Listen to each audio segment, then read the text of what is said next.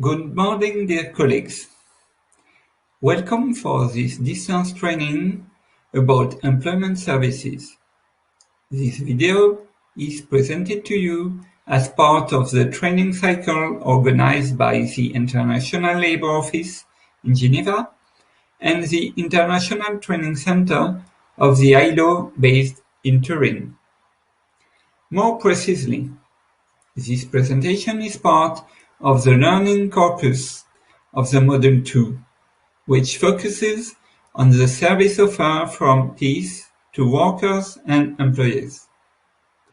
I will start by introducing myself. My name is François Dumourat. I have been working at the ILO since September 2020 in the unit in charge of supporting public employment services around the world in their creation and modernization projects. Before the ILO, I worked for 29 years at Pôle emploi, which is the French public employment service. I had a very varied career, mainly marked by managing operational teams as a senior executive. This allows me today to bring you a very operational vision of what a public employment service can be. So today, we will explore the core functions of PES.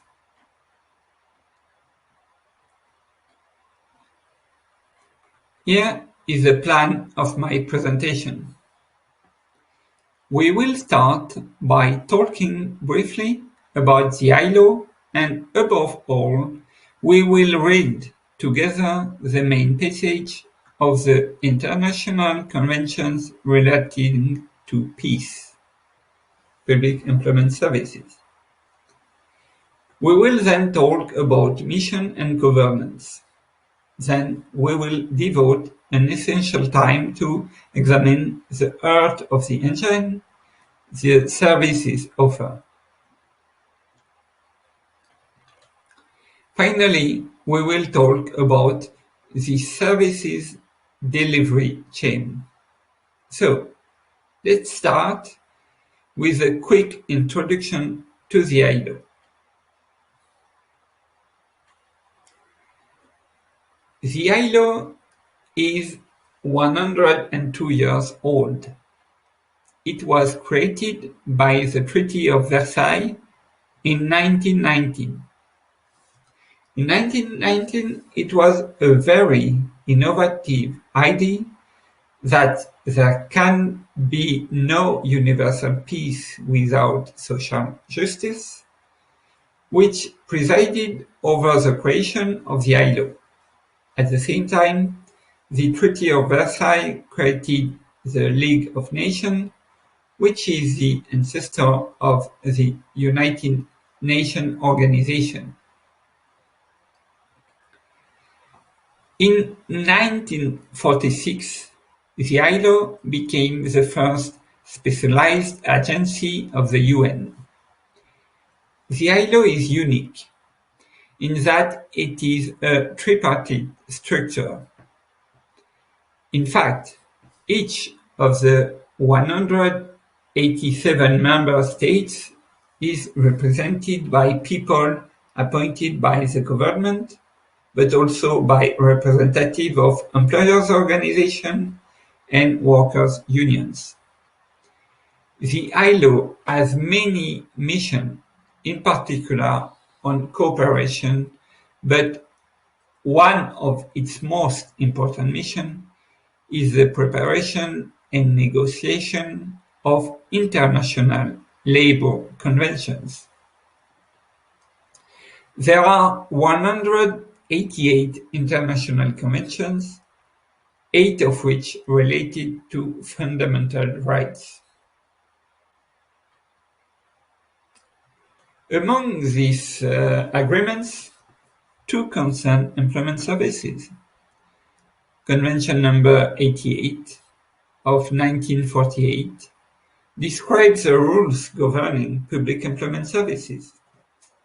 Convention number 181 of 1997 is devoted to private employment agencies. We will quickly examine the main article of Convention number 88, which highlights essential principles. First, a free public service under the authority of state. Second, a service in charge of organizing the labor market to promote full employment. Finally, a network of local agencies in sufficient number to serve the entire country.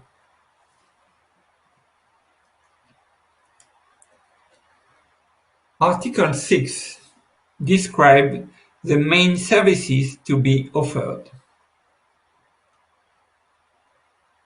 intermediation, profile registration, skill assessment, career guidance, training, compilation of job offers, professional mobility, geographical mobility, international mobility, information on the labor market, and unemployment benefit.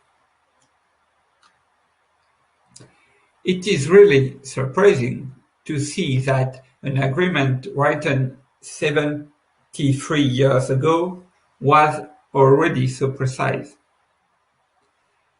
92 countries have already ratified this convention. Now, let's look at the mission of PES and its governance. A public employment service is, above all, a service of the government of a country to act on one of the most problematic subjects of our societies, unemployment. It is an instrument of social peace. Politically, investing heavily in a public employment service and active labor market measures sends a message to the people that the state is dealing with unemployment. Missions, two main missions. First one is to reduce unemployment and promote the economy of the country. Second one is to bring equity to the labor market for the most disadvantaged groups. Bring transparency to the labor market. Support less autonomous job seekers, promote career guidance, regulate the labor market through incentives programs for the hiring of priority groups. Only a public employment service can play this regulatory role in the labor market. Private employment agencies cannot offer this, because they have a business objective of being profitable.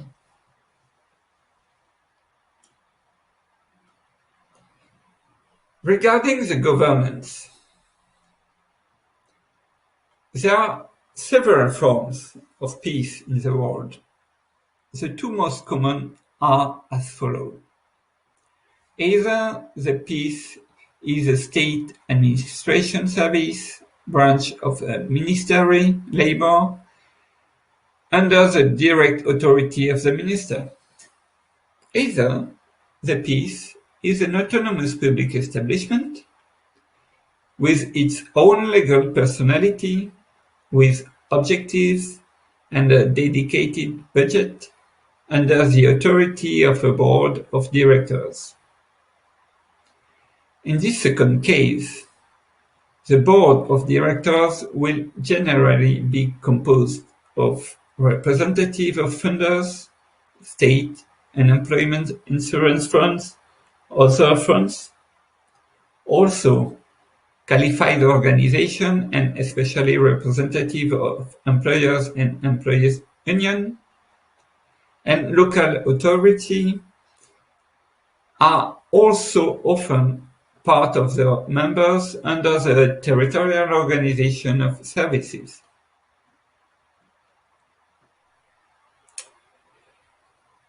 Let's come to the services offer. This is the core of a PES in order to provide services to its two clients, job seekers and employers. For job seekers, the basic service is to allow them to register in order to make their expectation known and to benefit from the services. The range of services offered, then, will be more or less mobilized by the job seeker according to his needs and his degrees of autonomy. He may first be offered free access services and tools in the agency he frequents, for example, posted job offers, training offers, computers to access useful websites, documentation on trades and sectors of activity, free photocopier or telephone. The service most requested by job seekers is the interview with an advisor. This is an individual interview during which the advisor, through his questioning, his listening, and reformulation skills, will establish a diagnosis of the person's situation. He will determine his level of employability and autonomy. He will agree with the person on the priority line of action. For example, define his choice of profession, or strengthen his skills, or organize an intensive job search. In the range of services, we can also find the connection on job offers, because the first service to render to a job seeker is, of course, to be able to offer him a job. Career guidance, business creation advice, support toward an individual training course, assessment of acquired skills, labor market information, collective support session on a team such as a club, job search club or business creation club, online services on the PES website, mobility aids and other financial aids, and finally, in some countries, unemployment benefit.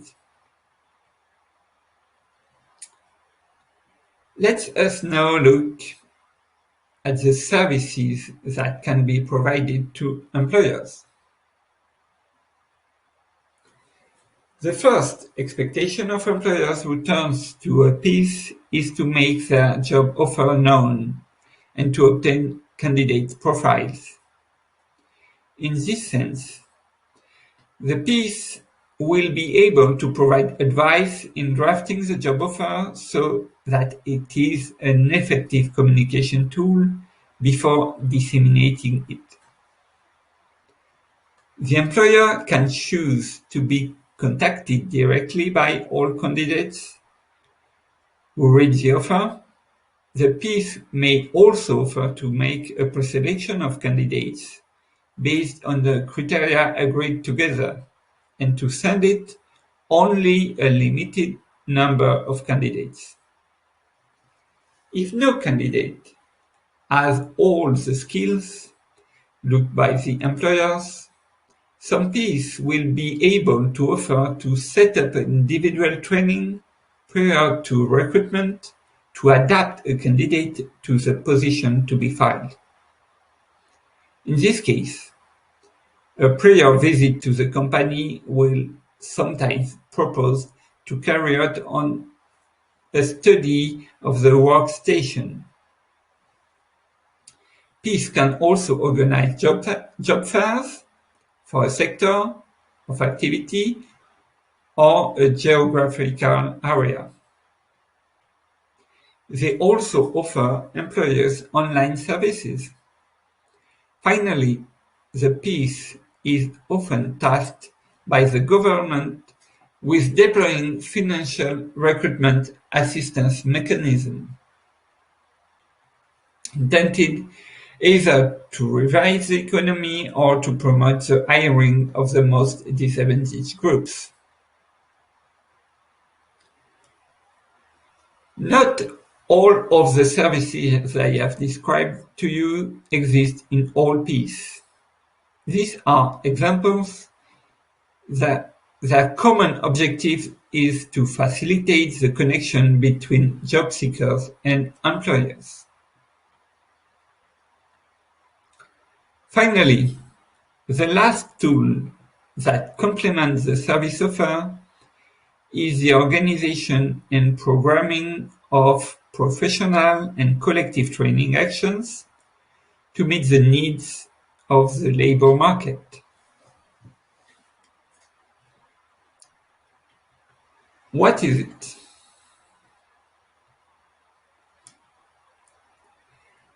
The labor market is not balanced. The profiles of job seekers are not always adapted to the expectation of companies. Also, the PES are often charged by the state to act on the labor market by organizing collective training action to train job seekers in the skills looked by companies. This implies action with companies so that they can express their needs and even participate in the development of the training project. Next action must be taken towards job seekers to make them discover sectors with employment potential and convince them to take advantage of the training offered.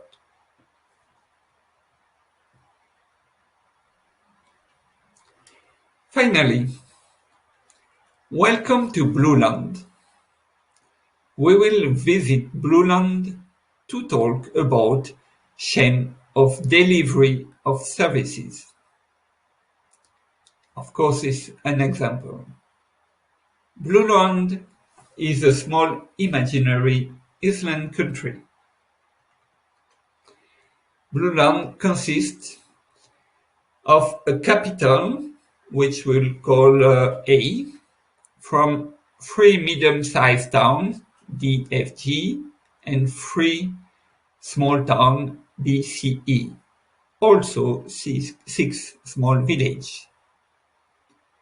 As you understand, Blueland does not have a developed road network, only 3 routes starting from A and 1 track between D and E.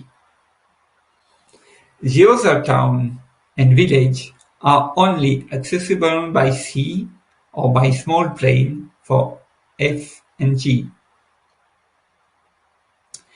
With this example of Blueland, we will try to understand the principle of the services delivery chain. A PES has been created in Blueland. Its headquarters is located in the capital, A.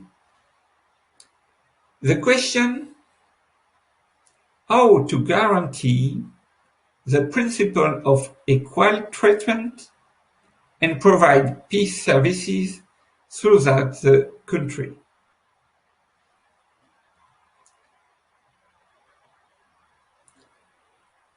Here is a solution that I propose to you. The idea is to combine different services depending on the territory, different devices. So, first, We can create agencies in the main cities. Then we can create branches in smaller towns. A branch is a small agency that depends on a bigger agency. Another idea is to rely on our partners in cities where they are already established. We could ask them to accommodate a few agents and in their office to avoid setting up an agency. Finally, for the villages, we do not have the capacity nor the need to be present continuously.